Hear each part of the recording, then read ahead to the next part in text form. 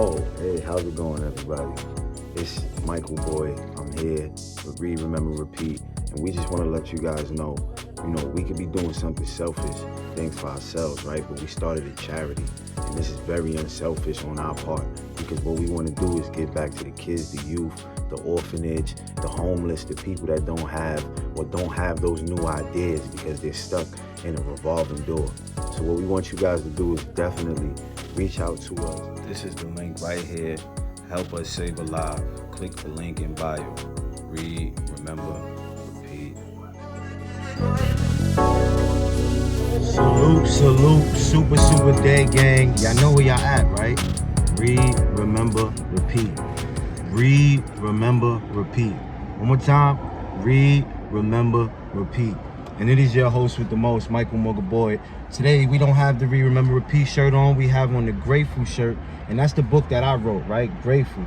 This is a paperback copy. We waiting for the hard copies. Get yours, man. Grateful is a great book. It teaches you how to, learn how to be grateful, right? When you're reading the story, you'll understand that one person is way more grateful than the other. You know what I mean? And that's why things turn out in a different way for him. You know what I mean? And this is like learning this book, right? When you don't have fear and you're grateful for things and you have a definiteness of purpose, you know how to keep going without all the mishaps, you know what I mean? And awareness is just everything, you know what I mean? I'm happy for the universe. I'm grateful for you guys. Grateful for this book, Outwitting the Devil by Napoleon Hill. And where we left off, it was amazing. So what I want to do is jump right into chapter 9. We're in chapter 9, page 172. So you already know. Your Majesty, it is who you are on trial, not Your Majesty, it is you who are on trial here, not I. I want the truth, and I am not particular as to the source from which I get it.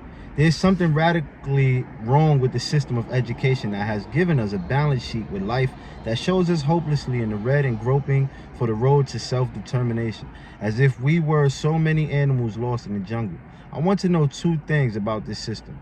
First, what is the major weakness of the system? Second, how can this weakness be eliminated? The floor is yours again. Please stick to the question and stop trying to decoy me into the discussion of deep abstract subjects that definite is it not.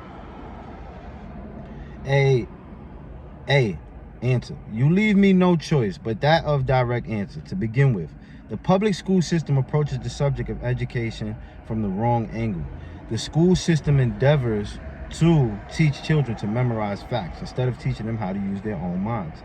Is that all that is wrong with the system? No, that is only the beginning. Another major weakness of the school system is that it does not establish in the minds of children either the importance of definiteness of purpose or make any attempt to teach youth how to be definite about anything. The major object of all schooling is to force the students to cram their memories with facts instead of teaching them how to organize and make practical use of facts.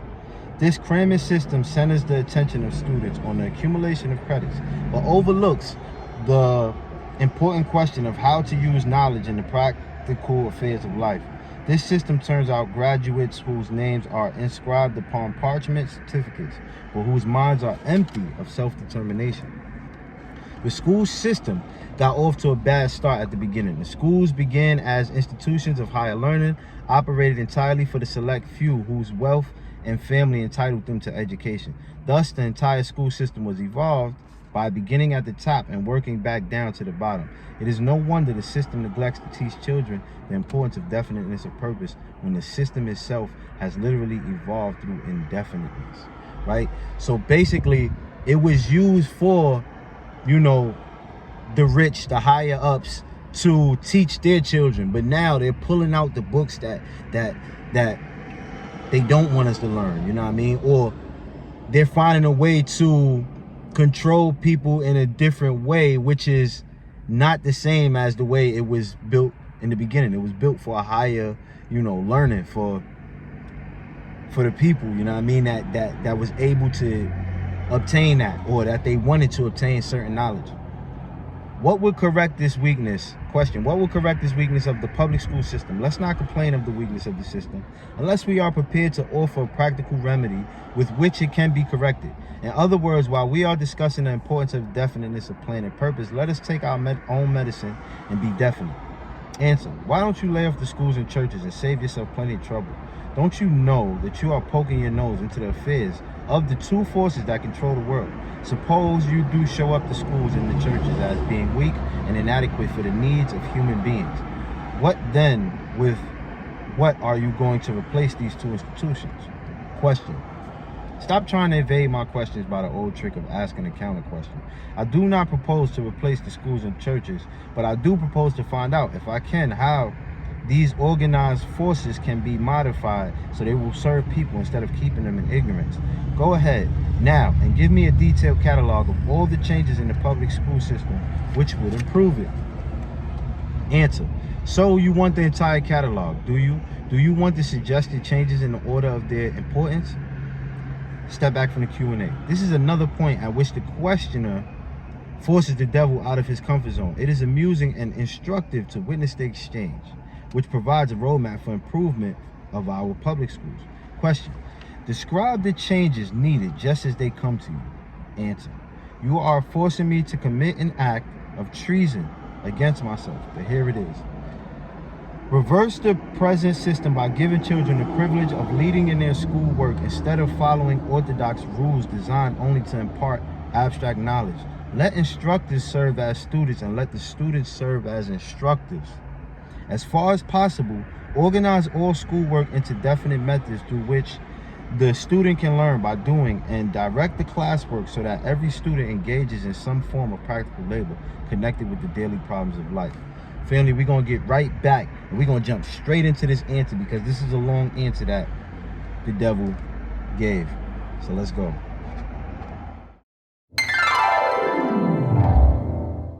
A lot of times people interpretation about what you do is not about you. It's about them and where they sit in their life and how they view it through their lens. You know what I'm saying? You can't win in those situations, so it's best to do what you truly believe in and have 100% pure intentions, and then let the universe figure it out. Times people interpretation about what you do is not about you. It's about them and where they sit in their life and how they view it through their lens. You know what I'm saying?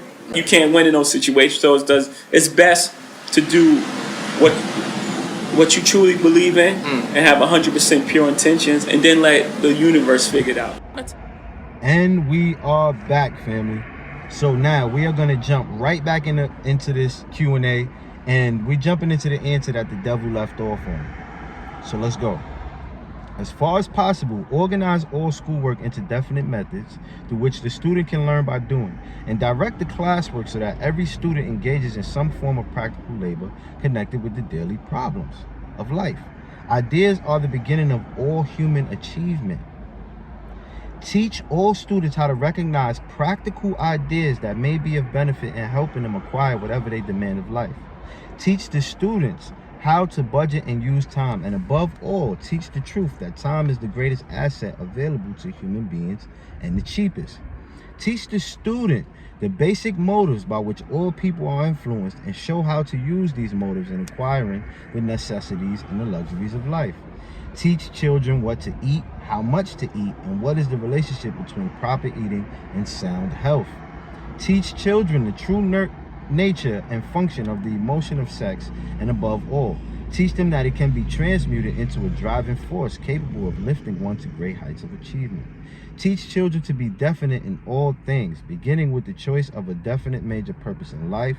Teach children the nature of and possibilities for good and evil and the principle of habit, using as illustrations with which to dramatize the subject, the everyday experiences of children and adults. Teach children how habits become fixed through the law of hypnotic rhythm, and influence them to adopt, while in the lower grades, habits that will lead to independent thought. Teach children the difference between temporary defeat and failure, and show them how to search for the seed of an equivalent advantage which comes with every defeat. Teach children to express their own thoughts, fearlessly, and to accept or reject at will all ideas of others, reserving to themselves always the privilege of relying upon their own judgment. Teach children to reach decisions promptly and to change them, if at all, slowly and with reluctance, and never without a definite reason. Teach children that the human brain is the instrument with which one receives from the great storehouse of nature the energy which is specialized into definite thoughts, that the brain does not think, but serves as an instrument for the interpretation of stimuli which cause thought. Teach children the value of harmony in their own minds, and that this is attainable only through self-control. Teach children the nature and the value of self-control.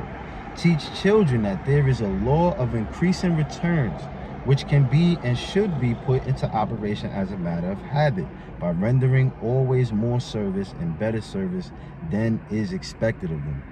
Teach children the true nature of the golden rule, and above all, show them that through the operation of this principle, everything they do to and for another, they do also to and for themselves. Teach children not to have opinions unless they are formed from facts or beliefs which may reasonably be accepted as facts. Teach children that cigarettes, liquor, narcotics, and overindulgence in sex destroy the power of will and lead to the habit of drifting. Do not forbid these evils, just explain them. Teach children the danger of believing anything merely because their parents, religious instructors, or someone else says it is so. Teach children to face facts, whether they are pleasant or unpleasant, without resorting to subterfuge or offering alibis. Teach children to encourage the use of their sixth sense, through which ideas present themselves in their minds from unknown sources, and to examine all such ideas carefully. Teach children the full import of the law of compensation as it was interpreted by Ralph Waldo Emerson, and show them how the law works in the small, everyday affairs of life. Teach children that definiteness of purpose backed by definite plans persistently and continuously applied is the most efficacious form of prayer available to human beings. Teach children that the space they occupy in the world is measured definitely by the quality and quantity of useful service they render the world. Teach children there is no problem which does not have an appropriate solution, and that the solution often may be found in the circumstance creating the problem. Teach children that their only real limitations are those which they set up or permit others to establish in their own minds. Teach them that men can achieve whatever men can conceive and believe. Teach children that all schoolhouses and all textbooks are elementary implements which may be helpful in the development of their minds, but that the only school of real value is the great university of life, wherein one has the privilege of learning from experience. Teach children to be true to themselves at all times, and since they cannot please everybody, therefore to do a good job of pleasing themselves. Family, that right there was amazing. Read, remember, repeat. I'm gonna catch y'all in a few at the night show. Let's go, let's get it. Let me know what y'all think. Write it in the comments.